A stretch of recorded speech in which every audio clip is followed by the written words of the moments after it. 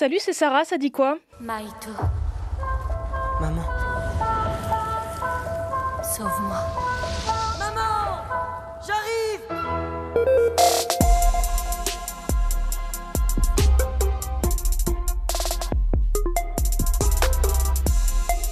Ça, c'était le petit bonbon du jour. Le dernier film d'Hayao Miyazaki sort aujourd'hui. Le dernier en date, mais sûrement le dernier tout court. Bon, après, c'est pas la première fois qu'on dit ça. Il devait déjà prendre sa retraite il y a 10 ans. Je t'en reparle à la fin de l'épisode. Gaza est devenu un cimetière pour enfants. Selon l'UNICEF, 2 jeunes Français ont été tués dans la bande de Gaza, info de notre ministère des Affaires étrangères.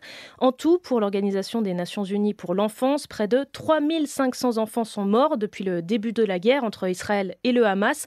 Mon collègue Jérémy Lanche explique que le bilan pourrait être plus lourd que ça. Surtout que le bilan total ne prend pas en compte les quelques 940 enfants portés disparus à Gaza. Il ne suffit pas d'échapper aux bombes, il faut encore survivre dans une enclave privée de tout, ou presque. L'accès à l'eau est également devenu critique, explique James Elder, c'est le porte-parole de l'UNICEF. Les quelques 1 million d'enfants de Gaza ont désespérément besoin d'eau. Actuellement, la production d'eau potable est de 5% de ce qu'elle est en temps normal. 5%. Il y a aussi l'électricité qui manque, la nourriture.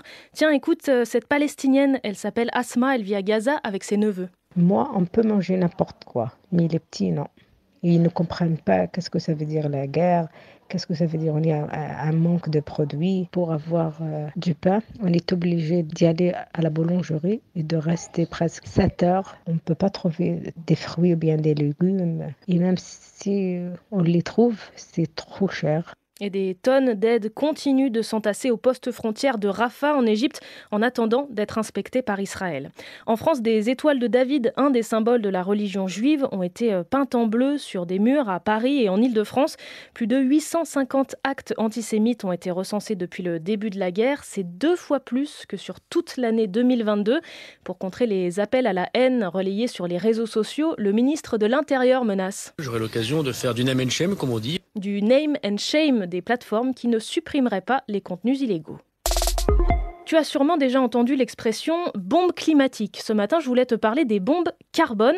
Alors, c'est pas un nouveau type d'arme, mais des projets pétroliers ou gaziers gigantesques qui entraînent au moins 1 milliard de tonnes d'émissions de CO2 et donc accélèrent le réchauffement climatique.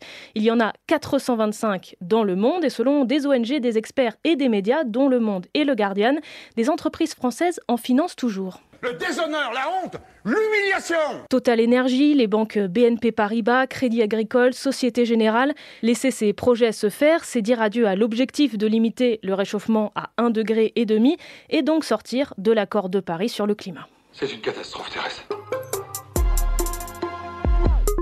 Le plus grand salon du jeu vidéo en France est de retour aujourd'hui et jusqu'à dimanche, la Paris Games Week. Le streamer Kameto est le host d'honneur cette année et ses qualités d'animateur ne sont plus à prouver depuis la Pixel War sur Reddit l'année dernière. On y va. On est en train de les annihiler. Ils sont en train de disparaître. On y va les gars.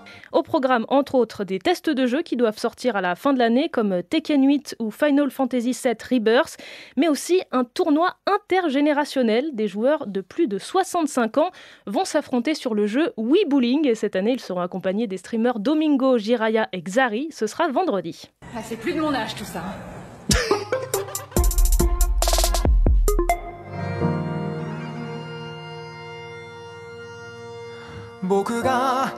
Il y a 10 ans, on pensait que les films d'Hayao Miyazaki, c'était fini. Mais non, Le Garçon et le Héron sort aujourd'hui.